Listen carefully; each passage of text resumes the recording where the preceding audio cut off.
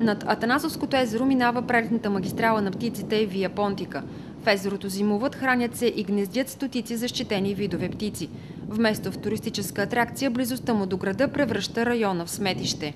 Птиците през годините са свикнали до голяма степен с хората, което е нещо изключително наистина. И ще е хубаво ние да се стремим също да им помагаме, т.е. да не унищожаваме и да не замърсяваме езерото, което те използват за свой дом. Опитите на доброволци на дружеството да облагородят района и да го превърнат в атрактивно място за посещение удрят на камък. Изградените преди няколко години беседки вече са изпотрошени, от пейките са останали само основите, а тоновите отпадъци са често срещана гледка. И днес, въпреки предварително разгласената акция да почистят боклуците в студа, се включиха едва 10 ентусиасти, повечето от които деца. Имаше боклуци и понеже съм добър човек, реших да ги изчистя.